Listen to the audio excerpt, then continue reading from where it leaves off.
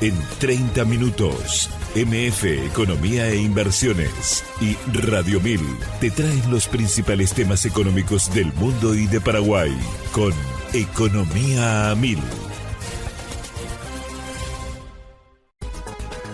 Este podcast es presentado por la Bolsa de Valores de Asunción, promoviendo los valores del mercado.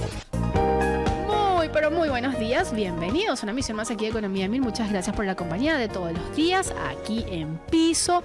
Quien les saluda, Prince Otto, y también estoy en compañía de Ada Caballero. ¿Cómo estamos, Ada? ¿Qué tal? Bienvenida. Buen día, Prince. ¿Todo bien y vos? Muy bien, aquí ya presta para también desarrollar todos los temas que tenemos en agenda y también para conversar con nuestro invitado de hoy, a quien voy a dejar así en puntos suspensivos, aunque la gente que nos está viendo por YouTube ya sabe, y obviamente los que nos siguen también por las redes sociales, pero de momento dejo aquí en suspenso igualmente, y tenemos que compartir las principales noticias económicas del día. Adelante, compañero.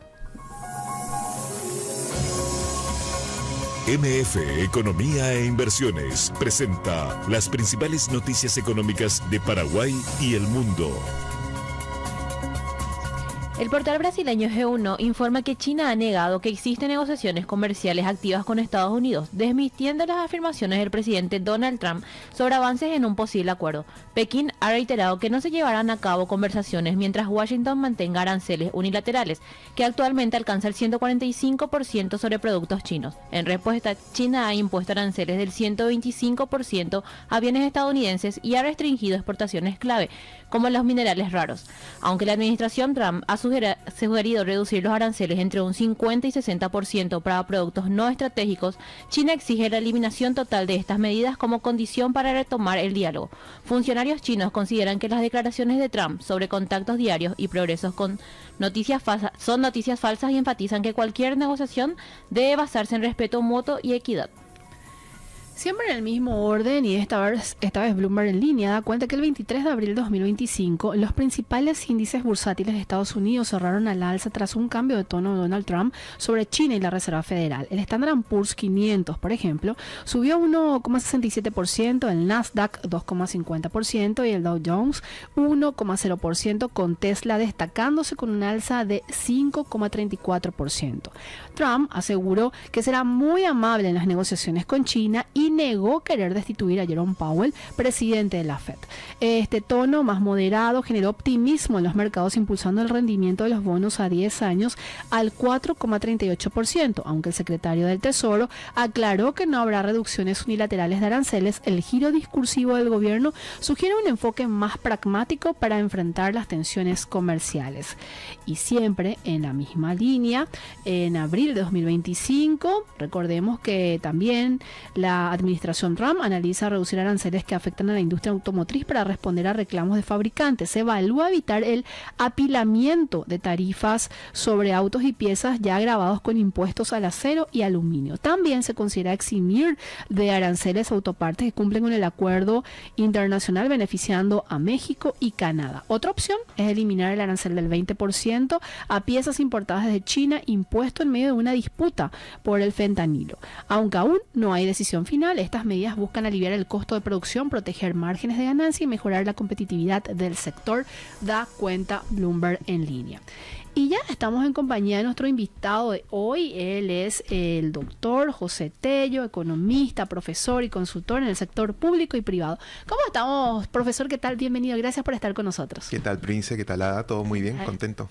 Estamos aquí con altas expectativas e incertidumbre, profesor, como también están los mercados internacionales, y tan acorde al tema para abordarlo contigo, profesor, y entender tanto conceptualmente como también cómo de alguna manera puede esto afectarnos en el sentido de todo lo que está pasando a nivel internacional, y que lo venimos hablando también contigo, profesor, en bloques y en programas anteriores. Y finalmente, este reporte que da a conocer el Fondo Monetario Internacional sobre las perspectivas de la economía mundial, y cuando estamos hablando de en general, a nivel internacional, obviamente, esto también termina afectando a Paraguay, y parte de todo lo que contempla este informe, obviamente está como agregado y en expectativa para los agentes económicos a nivel internacional y también aquí a nivel nacional. El Fondo Monetario Internacional dio a conocer un informe, pero antes, ¿qué es el FMI, profesor? A ver, el Fondo Monetario Internacional, para entenderlo de manera simple, es como si fuera un banco central de los bancos centrales, ¿sí? Para ponerlo así muy sencillo, sí, muy sencillo. En el sentido de que ante crisis financieras de los países, una crisis financiera en un país es cuando no puede pagar, sea sus deudas o porque no tiene dólares para pagar sus importaciones, viene el Fondo Monetario y te puede ayudar, ¿sí? Como diciendo, mira, te voy a dar este dinero porque yo sé que tu crisis es temporal. Acá está la liquidez, ¿no? No te como preocupes. Lo ven haciendo con muchos países como Argentina en la región, por ejemplo. Exactamente, ¿no? Que es lo que acaba de hacer con Argentina, ¿no? Entonces Argentina dice, ahí fue al revés, ¿no? Argentina dijo, mira, yo voy a hacer primero las modificaciones y ahora que ya cumplí, ya que soy el mejor alumno de la clase, bueno, ahora sí ponme la calificación, ¿no? Y eso es lo que ha hecho el Fondo Monetario, ¿no? Entonces el Fondo Monetario siempre está mirando a todos los países, ¿no? Su evolución, si es que los riesgos son muy altos o los riesgos están acotados, qué están haciendo los países para tratar de salvar o subsanar, digamos, esos problemas. Y por eso en cada país tiene una oficina. En cada banco central hay una oficina del Fondo Monetario. Siempre están supervisando, siempre se están conversando, ¿no? Porque después tienen que reportar allá a la central. Interesante. Claro, sí. Claro. Entonces, siempre están mirando. Pero lo que hace el Fondo Monetario es siempre adelantarse, ¿no? Como decir, estamos haciendo la llamada de... No de urgencia, pero sí, digamos, poniendo un color, digamos, amarillo en el semáforo, ¿no? Oye, cuidado, ¿no? Hay peligros por aquí, por allá, traten de protegerse, de cubrirse de estos potenciales peligros, ¿no? Y en este caso, los países, o vos mencionabas eso, es como un banco de todos los bancos centrales, pero también hay como una suerte de cuota partes por parte de los países que forman parte del Fondo Monetario, porque hay una moneda incluso, profesor, ¿verdad? Tiene su propia moneda, que es el DEG, Así ¿sí? mismo. DEG. Sí, efectivamente, la Junta, sí, ¿no? El directorio, los que toman las decisiones, no es que un país tiene un voto, ¿no? Los países, de acuerdo a su aporte, porque todos aportan, ¿no? Porque el Fondo Monetario dice, ¿y dónde está la plata? El Fondo Monetario presta, sí, está bien, presta. Pero ¿de dónde saca el dinero? ¿Dónde sale dinero? Sí. Y sale de todos los países, ¿no? Entonces, obviamente los países que aportan más tienen más votos que los países que aportan poco, ¿no? Obviamente dependiendo del tamaño de su economía. Y eso es lo que hace. Entonces, hay países, digamos, en los cuales sí son más poderosos, ¿no? Que tienen, digamos, mayor influencia política al final del día, ¿no? En la hora de tomar las decisiones, y también en cómo se orienta, digamos, las políticas que recomienda el Fondo Monetario, ¿no? El Fondo Monetario, por ejemplo, en los 80s o inicios de los 90s, yo creo que era mucho más exigente, mucho más ortodoxo dentro de la teoría económica que lo que es ahora, ¿no? Ahora es un poquito, digamos, permite ya la estabilización o políticas de estabilización, que intervenga más la política fiscal, digamos, para estabilizar las economías. Antes, por ejemplo, cuando yo todavía ni siquiera estaba en la universidad, el Fondo Monetario... No vamos a decir eso. En ese entonces, digamos, el Fondo Monetario era mucho más exigente. La política fiscal no es para estabilizar la economía. La política fiscal es, oye, sencillamente tú tienes que recaudar lo suficiente para pagar tus deudas, ¿no? Pero, como te digo, eso va cambiando en el tiempo, ¿no? Porque también hay influencias políticas, hay ciertos sesgos de las cabezas de la institución. Y que también tiene que formar parte, vamos a decirle, de este proceso de evolución de la propia economía, ¿verdad, profesor? O sea, tiene que ayornarse, vamos a decir. Exactamente, porque hubo críticas, digamos, en la década de los 90s, con la crisis asiática del 97-98, hubo críticas al Fondo Monetario. Después también con la otra crisis en el 2008 también hubo críticas al Fondo Monetario. Entonces eso hace que el Fondo Monetario también se comience, digamos, a flexibilizar en ciertas cosas, ¿no? No del todo, ¿no? Pero más o menos y va por ese camino, ¿no? Es un organismo internacional muy importante y yo decía justamente al empezar el programa que los agentes económicos están muy expectantes también de informes como los que saca el Fondo Monetario Internacional, porque de alguna manera les pinta el panorama, como ya también lo dijiste, profesor, como anticipándose a ciertos escenarios y contempla, de hecho, también y hacen ejercicios, cálculos y demás estimaciones. Y en este caso dio a conocer recientemente su informe sobre las proyecciones económicas a nivel mundial. ¿Esto cada cuánto lo hace el Fondo Monetario y por qué es tan importante también, profesor, a modo de remarcar? Esto lo hace 2 veces al año. Lo hace en los meses de abril y octubre, ¿sí? Entonces el penúltimo fue en octubre del 2024, ¿sí? Y ahora el martes fue que presentaron este informe de perspectivas de la economía mundial para ahora en abril del 2025, ¿no? Este es el último informe, ¿no? Pero siempre se hizo, digamos, 2 veces al año, ¿sí? Al inicio no, porque estos informes empiezan en 1980, es re antiguo esto, ¿no? Sí. Pero los primeros 3 años era un informe anual y después se dieron cuenta de que el mundo es muy cambiante, ¿no? De un momento a otro cambia mucho las cosas, entonces había que hacer por lo menos 2 revisiones, ¿no? Y podemos acompañar justamente con la lámina número 4, por favor, compañeros, que me den el soporte correspondiente. Y aquí vemos lo último que dio a conocer el Fondo Monetario Internacional sobre lo que se espera en materia de, obviamente, producto mundial, y en líneas generales hubo una revisión, profesor, en ese sentido muy importante, que podemos ir desengranando justamente. Sí, claro. Ahí, por ejemplo, lo que se puede observar es, por ejemplo, Estados Unidos, que es, digamos, la economía más importante y es la que finalmente guía, digamos, el destino de corto plazo de las demás economías. Tenías una tasa de crecimiento, ellos están pronosticando una tasa de crecimiento del 1.8 para este año. Sí. Pero esta es una revisión a la baja, porque antes la revisión era, lo que ellos esperaban era de 2.2%. Y lo que hicieron es una revisión a la baja y ahora es 1.8. ¿Sí? Es decir, ¿Estados Unidos va a crecer en el 2025? Sí, pero no como se esperaba a fines del año pasado, ¿no? Eso es lo que ellos están pronosticando. ¿Por qué? Exacto. ¿Por qué? Por la incertidumbre que está generando la política arancelaria de Donald Trump, ¿no? Entonces, ante esa incertidumbre, esto va a mover toda la economía al interior de Estados Unidos y fuera, si es que realmente se lleva a cabo, porque, ojo, todavía no está la política arancelaria definida, ¿no? Como comentamos hace un mes, ¿no? Esto era, digamos, una especie de vamos a sentarnos todos en la mesa, ¿no? Pero todavía no sabemos los resultados, ¿no? Pero dada la situación, digamos, de cambiar la política arancelaria, eso va a tener tendría repercusiones negativas, ¿no?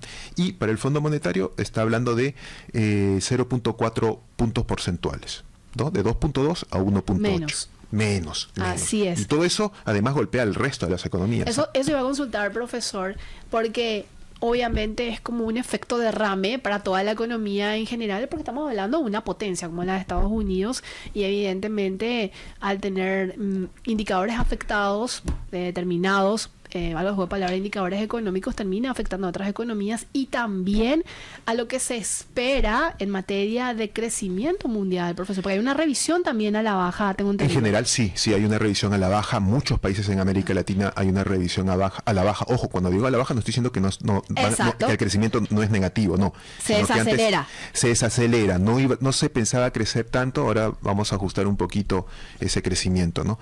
¿Por qué? Porque Estados Unidos, el principal mecanismo, o el más simple, digamos, es porque Estados Unidos es una economía grande, es una economía que consume muchísimo, por lo tanto consume no solamente bienes que produce Estados Unidos, sino bienes que importa de otros países.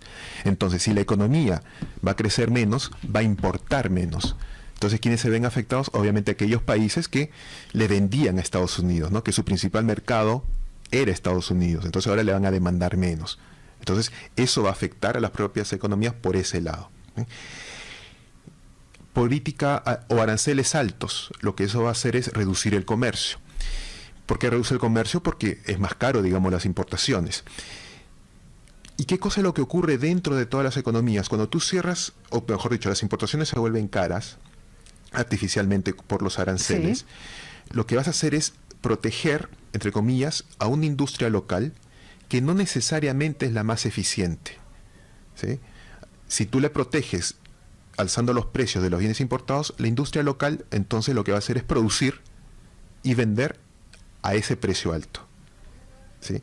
Con la misma calidad del extranjero, no lo sé, ¿no? Entonces, hay un encarecimiento, va a haber un encarecimiento de los insumos para producir cosas, va a haber un encarecimiento, digamos, de los bienes de consumo importado también, ¿sí? Para las familias que consumen productos importados. Entonces, todo eso va dañando, ¿no? De a poco va dañando. Ojo, el impacto no es que sea 2025. Sí. En el 2026 también están revisando a la baja, ¿no? El crecimiento, ¿sí? Pero no hay que alarmar, porque el mismo economista jefe, que es el que presenta este informe, él dijo, nosotros teníamos otras proyecciones en marzo, pero dada esta medida de política arancelaria o de aranceles recíprocos, ¿sí? Que fue en la primera semana de abril, tuvimos que cambiar todo esto y hemos trabajado día y noche y a los 10 días tenemos este resultado, ¿sí? Las proyecciones están condicionadas a la información disponible, ¿sí? Entonces, si mañana dicen, por ejemplo, ¿qué pasa si mañana hay un acuerdo entre China y Estados Unidos? Cambia totalmente y bajan las tasas arancelarias. Bueno, estas proyecciones ya dejan de tener sentido, ¿no? Va a ser, sí, digamos, una materia de análisis, seguramente en las facultades de economía, para ver en qué falló, en qué no falló, ¿no? Si se podía prever o no. Pero, digamos, para el mercado o para el sector privado ya deja de tener sentido estas proyecciones. Totalmente. Profesor, muy interesante tu explicación. Quiero hacer un zoom sobre las economías avanzadas, si te parece. Sí. Porque siempre la gente incorpora de alguna manera China dentro de las economías avanzadas y no es China y no está dentro de las consideradas economías avanzadas. La placa número 3, por favor, compañeros. Podemos de alguna manera desengranar también este gráfico, y ahí ya teníamos los Estados Unidos, pero también está la zona euro, que forma parte importante de este conjunto o bloque conocido como economías avanzadas. Correcto. Europa está, digamos, creciendo siempre a tasas muy bajitas, muy por debajo de Estados Unidos. Hace tiempo que Europa, digamos, no tiene unas tasas de crecimiento cercana a 2%, ¿no? Por ejemplo, la zona euro dice para el 2025 se espera un escaso crecimiento de 0,8%. Eso no es nada, porque recordemos, la población crece al 1%. Y si la economía crece al 0,8%... Está creciendo por debajo. Está creciendo por debajo de lo que crece la población, ¿no? Lo mismo ocurre... El caso de Alemania, por ejemplo, sí. 0%. ¿Sí? Y lo que está haciendo Alemania ahora es preparándose para solventar crisis futuras, y lo que está haciendo es aumentar su superávit fiscal, ¿eh? O sea, a diferencia de otras economías, lo que está haciendo Alemania es reducir el déficit, lo está llamando un superávit. ¿Por qué? Porque tiene que tener las armas para lo que se viene después. ¿Esto está vinculado a la transición demográfica o no, profesor? ¿O más una cuestión económica? No, económica, es una decisión de política económica, sí. Francia, que tiene leve crecimiento esperado para el 2025. España sí. España tiene un crecimiento del 2,5%, ¿sí? Pero para el 2026 1,8% nada más, ¿no? Son tasas muy bajas, ¿no? Porque si lo comparas con Paraguay, que va a crecer 4%, o de repente un poquito más de 4%, es distinto, ¿no? ¿Por qué ocurre eso? Y bueno, porque es más fácil crecer cuando eres un país, digamos, con un nivel de ingresos bajo. Es más difícil crecer cuando tienes un ingreso muy alto, ¿verdad? Esa es la gran diferencia. Los recursos, digamos, es más fácil generar más recursos cuando tu nivel piso es bajo. En cambio, cuando sigues creciendo, generar más recursos, crecer 1% por tener tantos ingresos, cada vez es más difícil. No imposible, pero es más difícil, ¿no? Que es lo que se traduce básicamente en los demás países también, profesor, ¿verdad? Si lo vemos en el Reino Unido, Canadá y otras economías avanzadas. Sí, correcto. Por ejemplo, tímidamente, vamos a decir. Por ejemplo, otras economías avanzadas, crecer al 1,8% es muy bajo. Por una economía avanzada, crecer al 2% es interesante, ¿sí? pero crecer por debajo del 2% no es interesante. Para una economía pobre, crecer al 6% recién va a ser el cambio, ¿sí? Crecer al 4 o al 3% todavía no haces el cambio. No es que está mal, pero para hacer una reforma, digamos, para que el país comience a desarrollarse, es muy, muy escaso todavía, ¿sí? ¿Por qué? Nuevamente, país desarrollado, país avanzado, tiene un nivel de ingresos mucho más alto. Entonces, claro, crecer al 2%, ellos ya tienen, digamos, prácticamente resueltos sus problemas esenciales. Entonces, crecer al 2% está bien. Pero en cambio, para un país pobre, crecer al 2% no le lleva nada, no te lleva nada. No tienes que crecer, como te digo, al 6% para realmente tener un impacto, un cambio. ¿Sí? Podemos pasar a la placa número 1, por favor, compañeros. Y ahí hacemos un zoom de las economías emergentes y en desarrollo. Y ahí vemos a China, por ejemplo, profesor. Exactamente, China e India. China e India. China e India. O sea, ¿por qué son interesantes China e India? Porque son grandes, porque son enormes, la población es enorme. Pero si uno analiza, digamos, cuánto es el PIB per cápita de estos países, todavía está muy lejos de lo que es de ser desarrollado, ¿no? Por eso es que entran en lo que son economías emergentes, porque tienen una tasa de crecimiento muy alta, tienen una población muy grande, entonces en el mediano plazo es muy probable que sean economías desarrolladas, pero todavía no lo son. Hay que hacer muchas reformas todavía y obviamente cumplir y destrabar ciertos desafíos, profesor. Exactamente, porque toda la población todavía no tiene acceso, ¿no?, a esos recursos, ¿no? O sea, todavía existe pobreza en China. Muy alta, por cierto. ¿No? Claro, si uno va a la zona rural, todo, sí. Y en India también, si vas a las zonas rurales, la pobreza es muy alta. Entonces todavía falta a esas economías. Pero desde el punto de vista de los negocios, ¿sí?, China e India son países enormes, el mercado es enorme, entonces venderle a esos países es, digamos, es un buen negocio, ¿no? Por eso que es interesante ver cómo es su evolución, ¿no? Y en el caso de estos dos también gigantes, por decirlo así, profesor, China e India, ¿hay una revisión a la baja? Hay una revisión a la baja, sí. Mire, por ejemplo, en China, mire, están esperando que se crezca al 4%, como crece Paraguay. ¿Y China cuántas veces más? Paraguay, China cuántas veces más es Paraguay? Gigantesco, ¿no? Pero ahora se está esperando que crezca al 4%. Eso es muy bajo. China estuvo creciendo por encima del 10% en su anual, cada año, en sus mejores épocas. Y de ahí se ha ido ralentizando esa tasa de crecimiento, ¿no? En cambio, por el otro lado, India está creciendo al 6.2%. Eso está bien, ¿no? India va a ser, digamos, la nueva China, ¿no? Eso es lo que se espera, porque está, digamos, siguiendo los mismos pasos de China, ¿no? De hecho, creo que el último reporte había mencionado que superó en población a China, si mal no recuerdo. Sí. O sea, efectivamente está en ese proceso. Profesor, y si hacemos un zoom en América Latina, también vemos una afectación, y al desagregar, por ejemplo, Brasil. Gigante. Brasil es gigante, es la sexta economía del mundo, ¿sí? Y si ustedes ven siempre, cuando se hacen los resúmenes, no solamente en el Fondo Monetario, sino también en cualquier organismo internacional, hablan América Latina y siempre te ponen Brasil, México.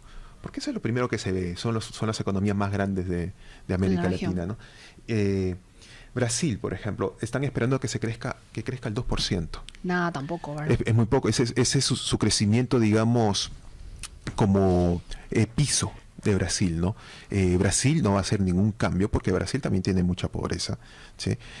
Brasil no va a hacer ningún cambio creciendo esas tasas, ¿no? Y el Fondo Monetario espera que se crezca esas tasas porque no hay ninguna reforma estructural, no hay ninguna reforma que le lleve hacia el desarrollo a Brasil, ¿sí? Lo que están haciendo es, digamos, tratar de mantener algunos los programas sociales, que está bien, pero no hay ninguna reforma para que el mismo mercado, para que el mismo sector privado impulse el crecimiento, ¿no? Entonces, por eso que el Fondo Monetario mantiene esa tasa de crecimiento del 2% para Brasil, ¿no?, que es muy baja, ¿no? ¿Y México?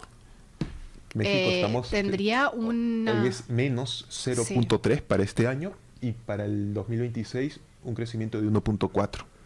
Muy vinculado a este tema de la política arancelaria. Obviamente, todos estos indicadores que estamos compartiendo, o lo que se espera, vamos a decirle, está vinculado a lo que está pasando en Estados Unidos, profesor. Exactamente. Dentro de estas proyecciones se incorpora este shock. Exactamente, sí. Está vinculado a lo que podría pasar, ¿no? Exacto. Sí, estamos en esta época de incertidumbre que espero termine ya este mes, ¿no? Bueno, esperemos. O sea, ya tienen que llegar, ya Trump ya hizo ya disparó todos los fuegos artificiales que tenían que hacer, ya asustó a todos los que tenían que asustar, y bueno, ya se sentaron todos a la mesa, y bueno, y ahora tienen que salir los resultados, ¿no? Totalmente. Vamos a ver. Esperemos. Y si hacemos un zoom en Oriente Medio y Asia Central, también hay, no son revisiones tan considerables, profesor, porque veo en líneas generales que igualmente van a crecer algunos países en ese sentido. Es como que están un poco más cubiertos, podemos decirle, profesor, sí, o cuál puede ser la lectura. Sí, a ver, mira, lo que se esperaba a fines del 2024, se esperaba que la economía mundial vuelva a su nivel normal de crecimiento, porque se esperaba que Estados Unidos iba a volver a su nivel normal de crecimiento porque la FED iba a reducir sus tasas de interés, ¿no? Todo eso se esperaba. Ese es el escenario. Sí. Entonces todos iban a crecer, y ahora con lo que pasó en estos últimos meses, con este cambio repentino, digamos, de las políticas económicas, hay un shock negativo. Entonces, de ese crecimiento que iban a tener, todo se castigó, o la mayoría se castigó a la baja, ¿no? Se le quitó algunos puntos, ¿no? Eso es lo que el Fondo Monetario está estimando hoy día. ¿El crecimiento puede ser menor? Puede ser menor. O de repente no, de repente es lo que estaban esperando en diciembre del 2024. ¿Sí? Por eso digo, hay incertidumbre. Entonces, es una perspectiva de lo que está sucediendo en estas últimas semanas. Ese es el informe que está presentando ahora. Pero puede ser peor. Esperemos que no. Y esperemos que Profesor, esta consulta antes de irnos al corte, vi también dentro del informe que hay como un apartado y un gráfico, de hecho, de los aranceles que se aplicaron en Estados Unidos de los años 80 hasta ahora. ¿Cuál es la lectura también que se tiene y por qué se incorpora dentro de este informe, vamos a decirle, este recuento o esta evolución de los aranceles en Estados Unidos? Sí, es de los Estados Unidos, pero también a nivel mundial. ¿Sí? Ellos quieren mostrar cómo fue, digamos, la política arancelaria en el mundo en los últimos, creo que son 80 años, creo. ¿Sí? Y ellos muestran cómo en la década del 50 y 60, en general, todas las economías imponían unos aranceles muy altos. ¿Sí? Y después, lo que impedía, digamos, el libre comercio. Y después se cambió, la política fue distinta, fue reducir aranceles, ¿no? Y cada vez reducirlos más hasta llegar, digamos, a lo mínimo posible. Y ese era el camino. Y ese es el camino que también, digamos, señalaba la teoría económica, ¿sí? Porque en algún momento conversamos también de que uno de los peores impuestos es el arancel. O sea, todo impuesto es malo en realidad, porque al final te está sacando plata del bolsillo, ¿no? Pero entre el peor de todos es el arancel, porque te distorsiona todas las decisiones de producción dentro de la empresa. ¿Sí? Bueno, la teoría económica dice, no, sabes que si hay que eliminar un impuesto, elimina ese, ¿no? Mejor quédate con los otros que no son tan distorsivos. Y eso es lo que ocurrió, digamos, en los últimos 20, 30 años, siempre con unas tasas arancelarias muy bajas, cada vez más reducidas. Y lo que hace en ese gráfico es colocar cómo sería, porque igual le pone así con puntos, sí, ¿no? Son puntitos, no, es una proyección. ¿Cómo sería si es que se quedan las tasas arancelarias, ¿no? Como están ahora las amenazas? Y se ve, es una U, ¿no? Prácticamente es una U, es decir, estaríamos volviendo a lo que era la política arancelaria de hace 80 años atrás, y que ya sabíamos que eso era perjudicial, ¿no? Y se vieron los resultados. Y se vieron los resultados. La historia mostró. Esa es la foto que está mostrando el Fondo Monetario, ¿no? Se cuidan muchísimo, profesor, ¿verdad? ¿Cómo? Se cuidan muchísimo de lo que van a decir, en cómo van a abordar los temas. Se trata siempre de poner todo sobre posibilidades, a modo de que no se tenga luego ningún tipo de atribución directa. El Fondo Monetario dijo, no, es todo probabilidad, posibilidad, y presentan ejercicio para que la gente finalmente también quite ciertas conclusiones, ¿verdad? Exactamente, es como esto es un ejercicio, digamos, es hoy día el ejercicio y mañana puede cambiar este ejercicio simulación, ¿no? Eso hay que tener también mucho cuidado, ¿no? Pero yo, digamos, reseñé algo en el informe que leí y que me llamó mucho la atención, porque sí me pareció duro lo que puso, porque generalmente los informes tienen que ser, digamos, un poco suavizados, ¿no? No tienes que alarmar, tienes que decirles a la gente, oye, parece que podemos irnos por un mal camino, pero tampoco tienes que alarmar, ¿no? Claro. Pero hay una que yo me gustaría, digamos, citar, el informe que se publicó el martes, dice lo siguiente: la orientación divergente y cambiante de las políticas o el deterioro de la confianza de los consumidores e inversionistas, eso lo agrego yo, podrían causar un reajuste adicional del precio de los activos, más allá de lo sucedido tras el anuncio de aranceles generalizados por parte de Estados Unidos. O sea, ¿por qué me parece duro? Porque ellos están hablando de una orientación divergente y cambiante, ¿no? Esto de divergente y cambiante, este adjetivo, parece que se los estuvieran, digamos, utilizando para hablar de la política de Estados Unidos. Sin hablar de la política. Sin hablar de la... ¿no? Eso a mí me llamó la atención y me pareció muy duro, ¿no? Porque los informes generalmente no son así. No son tan duros, tan explícitos. Por eso yo decía que se cuidaban muchísimo. Se cuidan muchísimo, sí, pero aquí, no sé. Está bien. Hay que de alguna manera, atendiendo el escenario, también incorporar cosas ahí como que sean disruptivas, ¿verdad? Pero, sí, exacto. Vamos a seguir analizando, profesor, porque después vamos a aterrizar a Paraguay, ¿es cierto? Muy bien, sí. Porque evidentemente es un tema que nos interesa y cómo impactaría de acuerdo también con las proyecciones del Fondo Monetario Internacional. ¿Te parece? Perfecto, muy bien. Seguimos con el profesor José Tello. Él es economista, consultor del sector público y privado, y a la vuelta vamos a seguir hablando más sobre el tema de las estimaciones y proyecciones del Fondo Monetario Internacional.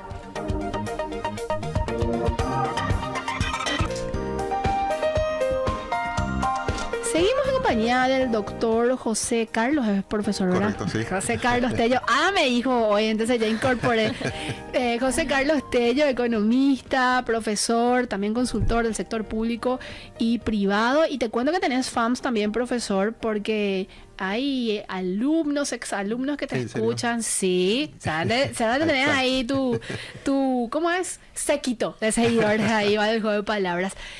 Y en este espacio, profesor, te pido disculpas porque te podemos compartir de alguna manera este bloque, este segmento, más que bloque, que solemos hacer aquí en Economía 1000, que es justamente destacar la cifra del día. Adelante, Ada.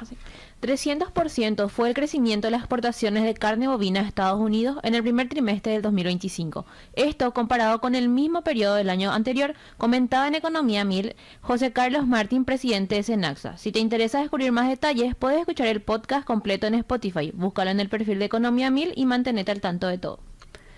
Información del ámbito nacional y en línea de lo que estábamos y vamos a hablar con el profesor Tello. ABC.com.py da cuenta que el 24 de abril de, obviamente, este año, el Banco Mundial redujo su proyección de crecimiento del PIB de Paraguay a 3,5%, mientras que el Fondo Monetario, y ya con el profesor vamos a hablarlo, lo mantuvo en 3,8%. Ambas cifras por debajo de la estimación del Banco Central del Paraguay, que recientemente ajustó al alza su previsión a 4%. Y en este sentido, profesor, el informe del Fondo Monetario Internacional tiene un pequeño capítulo también de Paraguay y es en línea a esto que estaba mencionando. ¿Hubo también una revisión a la baja para el país? Sí, correcto. En el informe ahora están esperando una tasa de crecimiento del 3.8 para este año y después comienza a converger a 3.5. ¿sí? Lo que a mí me llamó la atención es, siempre cuando se hace pronósticos, digamos así, a mediano plazo, siempre se utiliza la tasa de crecimiento potencial de la economía, una tasa de crecimiento neutral, digamos, una tasa de crecimiento donde si todo está normal, ¿no? El mercado internacional normal, el mercado interno normal, ¿cuánto es el crecimiento normal de Paraguay? ¿no? Entonces, antes estaba en 3.8, sí, que estaba en línea con lo que había publicado el MEF de Paraguay en su informe de Finanzas Públicas 2024. La tasa de crecimiento del 3.8%. Bueno, ahora, en el informe actual del Fondo Monetario, eso se revisó a la baja y están hablando del 3.5% en el mediano plazo. ¿Sí?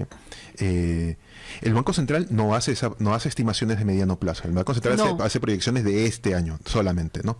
Pero el que sí hace proyecciones de mediano plazo es el Ministerio de Economía y Finanzas en su informe de Finanzas Públicas, ¿no? Que lo dio a conocer hace meses atrás. Exactamente, ¿no? Y ahí estaba en 3.8, que iba en línea con este informe publicado en octubre del 2024, y hoy día lo cambió a 3.5. ¿Y lo incorporó obviamente lo de la política arancelaria o no? Exactamente. Digamos, toda esta crisis, digamos, que podría suceder a nivel internacional, podría afectar a Paraguay y no tener una tasa de crecimiento a mediano plazo de 3.8, sino pasar a 3.5. Este promedio de crecimiento de Paraguay, de alguna manera se debería de pensar como tratar de buscar políticas de diversificación de la economía a modo de que este porcentaje sea mucho mayor, profesor, porque venimos arrastrando desde hace varios años ya como un promedio de 4%, y corrígeme nomás vos el dato, profesor. Sí, correcto. Digamos hace unos 8 años, ¿sí? cuando estaba por aquí, Sí. la tasa de crecimiento, digamos, potencial o normal de la economía paraguaya era 4%. Ese es el objetivo, ¿no? Después eso se ha ido reduciendo, llegó a 3,8, digamos las cifras oficiales, ¿no? Pero no hay cifra oficial, pero el Fondo Monetario está hablando ahora del 3,5%, ¿no? ¿Y por qué? Por las distintas crisis que hubo, ¿no?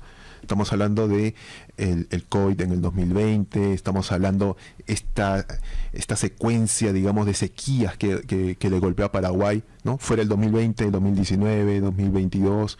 Entonces, todo eso va configurando y va golpeando la capacidad productiva del país, ¿no? Por eso es que comienza a caer, ya no del 4 a 3,8.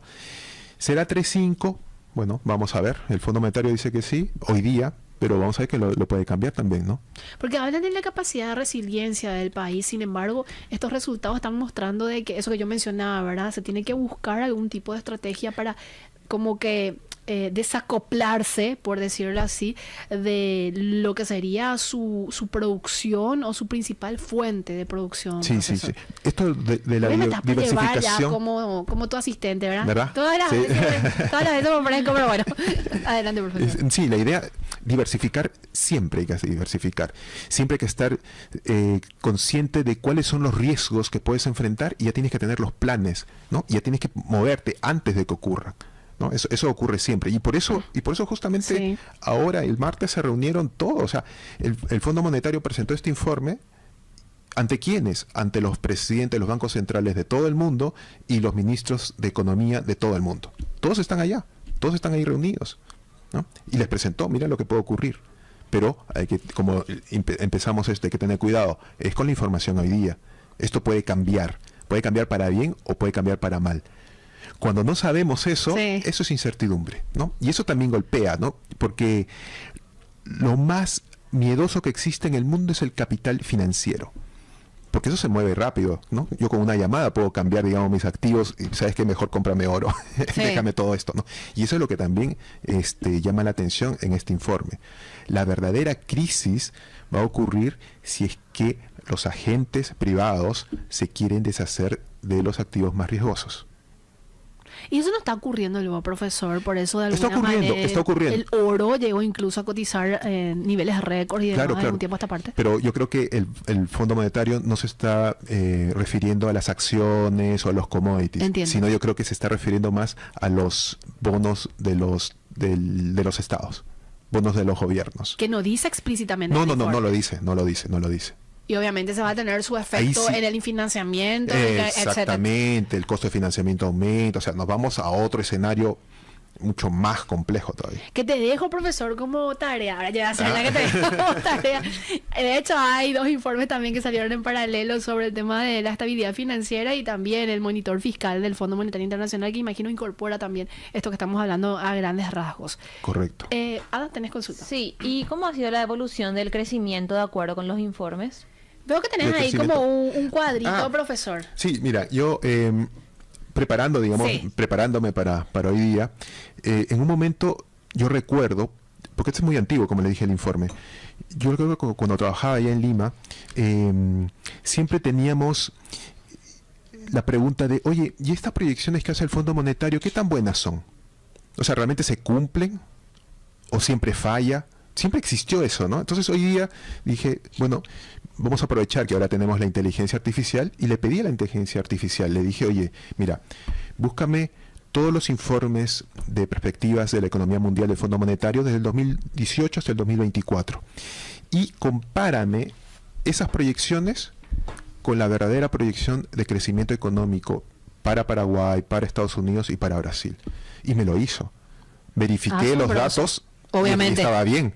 ¿Sí? Entonces, a mí me llamó la atención, ¿no? Siendo una generación anterior a esta, me llamó muchísimo la atención. Entonces, por ejemplo, Sí. en el 2018, la proyección de este mismo informe en abril del 2018 para el 2018 era de un crecimiento de Paraguay del 4.1%. ¿Qué ocurrió? El crecimiento fue de 3.2%. Ahí no latino. No latino, pero digamos la diferencia, el error fue 0.9 puntos porcentuales. ¿Está bien? Sí. En el 2019, la proyección en el mes de abril también fue del 4%. El verdadero crecimiento fue negativo en menos 0.4%. Eso fue la sequía. Sí, recuerdo. ¿Ve? La diferencia es enorme, es gigantesca, ¿no? De 4% que estimaba, la economía paraguaya cayó menos 0.4%. Recuerdo ese año. Abril 2020, COVID. El COVID empezó en marzo, ¿no? Sí. En abril sacaron su informe y estimaban que la economía paraguaya iba a crecer tan solo 1%. ¿Qué ocurrió? Cayó menos 0.8%. Igual, casi cero. Sí. Cero. ¿Sí? 2021, la proyección para Paraguay era 4.5%. La recuperación, el efecto rebote. ¿Qué ocurrió? 4%. Ahí sí. La diferencia, 0.5%. 2022, la proyección era 0.3%. Casi nada. ¿Qué ocurrió? 0.1%. Sequía también. Latino. Sí. ¿No? 2023, crecimiento esperaban de 4.5%. ¿Qué cosa es lo que ocurrió? Fue 5%. La economía paraguaya creció más del pronóstico, ¿no?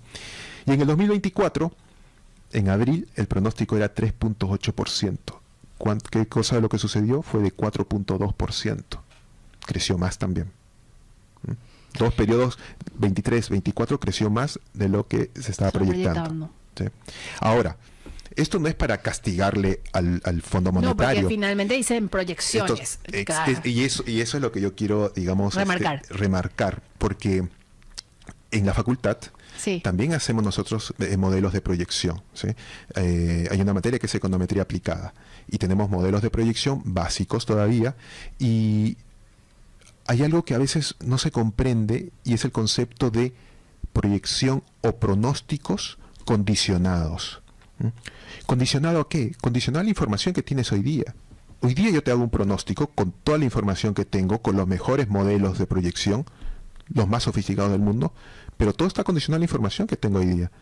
Si cambia esa información mucho en los próximos días, el pronóstico va a cambiar, ¿no? Entonces, hay que tener mucho cuidado. En épocas de incertidumbre, los pronósticos tienden a fallar. Y ahora estamos en una época de incertidumbre. Por eso es que se le pone un asterisco que no contempla shocks externos o shocks internos. Por eso hay que leer bien en las tablas, ¿no? O en los gráficos, hay que leer bien abajo esas notas que están con letras chiquititas. Sí. Pero hay que leerlas porque hay que tener mucho cuidado, ¿no? Profesor, ¿y cómo vos decías que en todos los bancos centrales del mundo están representantes o gente del Fondo Monetario Internacional? ¿Estas proyecciones lo hacen evidentemente estas personas que están aquí? Esa es buena pregunta porque Eso no ensayamos, profesor, yo te tiré nomás.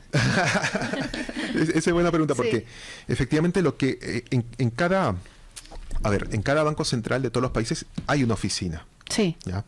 Tienen funcionarios y siempre están actualizando y siempre están reportando, obviamente, al Fondo Monetario. Pero también vienen misiones. Hay una misión, digamos, de expertos que vienen a las economías, ¿no? Y conversan con todos. Conversan con el sector público, con el sector privado, recogen información, recogen datos, y en estas oficinas empiezan a trabajar. Ese es el famoso capítulo 4. Sí, efectivamente. Comienzan a trabajar, tienen sus propios modelos de proyección, y cuando el jefe, el economista jefe del Fondo Monetario, en marzo dice, oye, tenemos que hacer este documento, les llama y le dice, dame tus pronósticos. Y esos pronósticos entran no al informe, entran a sus modelos de proyección. ¿Sí? Pero ellos el Fondo Monetario tienen otros modelos de proyección, digamos, a nivel agregado, a nivel de la economía mundial. Entonces, lo que tienen que hacer tiene que haber consistencia entre los pronósticos de los 190 y tantos países, ¿no? Individuales, tiene que coincidir con el modelo macro, modelo mundial, y hay un proceso de interacción, ¿no? Idas y venidas, ¿no? Hasta que los números convergen. Y ahí salen estas proyecciones, ¿no? Para cada país. ¿Sí? Entonces es un trabajo coordinado, ¿no? Y es un trabajo que es todo el tiempo, es todo el año lo que están haciendo, ¿no? y no tienen que perderse ningún tipo de información, eso que decías, al menos de lo que está pasando. Exactamente. Un trabajo realmente muy exhaustivo. ¿Ada? Sí, ¿y qué dice el Informe Monetario Internacional sobre Paraguay? No, respecto al punto de... Estamos hablando como de cuestiones así muy... de cierta manera alarmantes, profesor, ¿verdad? Aunque se cuidaron y todo, ¿verdad? Con respecto a puntos positivos, ¿contempla o no contempla este informe, profesor? Siempre en la adversidad puedes sacar cosas buenas. Sí. Hay que saber aprovecharlas. La cotización del petróleo hoy día está por debajo de los $70. Está en 60, sí. Y en el informe del Fondo Monetario se espera que en los próximos años, esta cotización baje aún más cercano a los $61 por barril, ¿no? Que vuelva a los $70. ¿Está bien? Entonces, ¿por qué, profesor? Porque la economía crece menos y hay menos demanda de petróleo. Entonces las expectativas de la demanda de petróleo, de combustibles, lo que está haciendo es que se está reduciendo. Entonces, obviamente, como son commodities, entonces los precios se adelantan a esa información y los precios comienzan a caer, ¿no? Eso, digamos, si quieres una noticia buena, es esa, ¿no? Es esa. Ahora, ella quería sacar información positiva de Paraguay, profesor. También, pero, ¿verdad? Sí. Que esa reducción de la cotización del petróleo se traslade al consumidor final, eso hay que ver, ese es otro tema, sí. ¿no? Ese es otro tema. Pero la cotización hace tiempo que ya, en este último mes ha caído considerablemente. Pero el Fondo Monetario espera que esa cotización se mantenga todavía en los próximos años. ¿También? Otro aspecto importante, positivo también, positivo para el sector privado, creo yo, y de repente para algunos fondos soberanos, que lamentablemente no lo tiene Paraguay. Chile sí lo tiene. Sí, Chile tiene, Perú tiene. Los activos financieros están baratos por la crisis, porque por la incertidumbre, la gente que se comienza a deshacer de papeles, ¿no?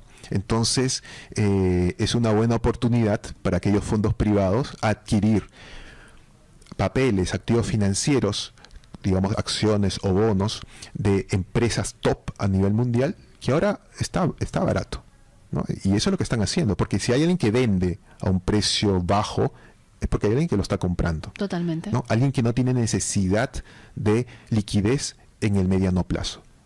O sea, por ejemplo, si tesora, no sé, $100 millones y no lo vas a usar en los próximos 10 años, es una buena oportunidad para adquirir esos papeles ahora, ¿no? Está analizando esa posibilidad. Muy bien, genial. Tiene 50 millones de dólares. Que me llame. La vas a asesorar, profesor. Esto me está vinculado a los indicadores, por ejemplo, el de Standard & Poor's 500 y otros, profesor. Claro, que es lo que estabas mencionando hace un momento, ¿no? Trump dice una cosa y la cotización se cae. Trump dice, no, ahora sí ya vamos a hacerlo más amigablemente, y la cotización sube. Claro, sí. Por así eso funcionan. Meterse a esos, digamos, al comercio bursátil, lo puedes hacer, pero ojo, hay que tener también mucho temple, ¿no? Totalmente. Profesor, reflexiones finales para ir cerrando esta entrevista, que en serio es una de las que me encanta, de todas las que tuvimos, profesor, hace como 3 años, pero esta es creo que la número 1. ¿En serio? Sí, tengo que serte sincera. Lo siento, profesor, pero esta creo que es la que más me gusta. Reflexiones finales. Son proyecciones. Sí. Y las proyecciones son difíciles de hacer. En economía, o si quieres en la academia, no nos gusta hacer proyecciones. Porque somos conscientes. Ojo, mira lo que estoy diciendo. Sí le gustaba. No, la academia bueno. dura. Sí. Lo que nos gusta es utilizar estas herramientas econométricas para ver en el pasado lo que sí funcionó y lo que no funcionó, para demostrar las cosas que sí funcionan y las que no funcionan. Esas mismas herramientas econométricas sirven para hacer pronósticos. Y lo podemos hacer. Obviamente está la tentación, porque siempre queremos saber pues el futuro. Claro. Eso es algo muy humano. Pero ¿por qué no le gusta mucho a la academia eso? Porque los pronósticos son muy malos en épocas de incertidumbre, pero son muy buenos en épocas con cierta certidumbre. Y eso lo hemos visto para el Paraguay. Para el Paraguay pudo, digamos, hacer buenos pronósticos cuando la economía iba creciendo alrededor del 4%, pero cuando hay crisis, sequías repentinas, ahí fallan todos estos modelos, ¿no? Y asumo que también es un poco más fácil, por decirlo así, profesor, cuando la economía es pequeñita, ¿verdad?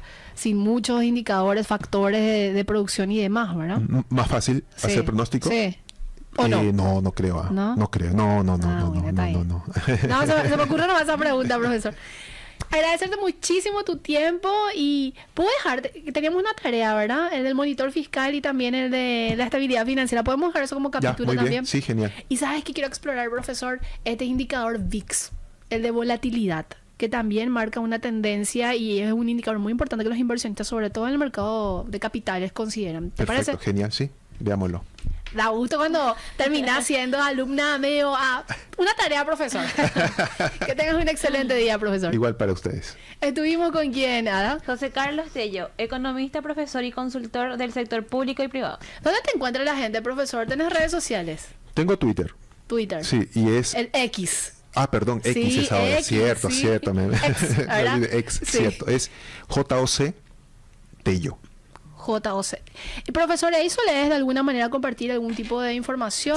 Sí, cada vez que veo, digamos, cosas vinculadas a la academia, a lo que es la economía o teoría económica, comparto, ¿no? De economía aplicada también. Vos sos profesor de la Universidad Católica. Correcto, soy profesor de la Universidad Católica. ¿De qué cátedra, profesor, para recordarnos? Ahora estoy en teoría de juegos, que fue el tema que abordamos el pasado con Trump. Y no le estás asesorando a Trump. No. Y también de econometría aplicada, que es algo de lo que hemos estado hablando hoy día. Gracias, profesor. Que tengas un lindo día. Listo, nos vemos. Vamos terminando este capítulo, Ada, muy interesante. Aprendiste mucho también, Sí. ¿verdad? Bueno, mañana nos reencontramos puntualmente a las 11. Que tengan un excelente día.